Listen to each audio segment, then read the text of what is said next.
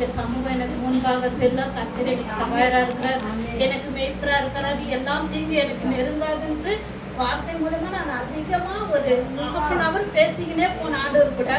ஆனால் பார்த்துங்க பேசி முடிச்சுட்டு அதுக்கப்புறம் நான் ஒரு 5 நிமிஷம் தான் தாண்டி இருப்பேன். எனக்கு ஒரு விபத்து ஏற்பட்டுச்சு. அது வண்டி போய்கிட்டே இருந்தது. அது எப்படி தான் இதுவாச்சுன்னு தெரியல. ஸ்பீட் பிரேக் வந்தது. என் வீட்டுக்கார் ஒரு கத்துனார் ஆனாரு.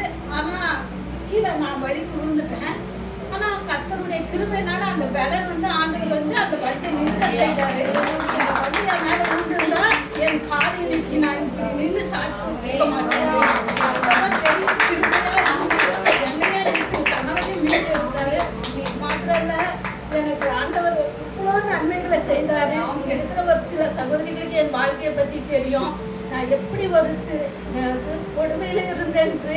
ஆனா இன்றைக்கு பார்த்தீங்கன்னா கர்த்தரை நான் மட்டும் எப்பவுமே விடக்கூடாதுன்னு நான் ரட்சிக்கப்பட்ட நாள் முதல் கர்த்தர் எனக்கு ஒரு வார்த்தையை சொன்னாரு. ஜபம் இல்லாத வீடும் கூரை இல்லாத வீடும் ஒண்ணுன்னு சொன்னாரு. அன்னைக்கு ஆண்டவர்கிட்ட நான் ஜபம் பண்ண ஆரம்பிச்சேன். அன்னில இருந்து இன்றைக்கு வரையும் 15 வருஷமா கர்த்தர் என்னை நேர்த்தி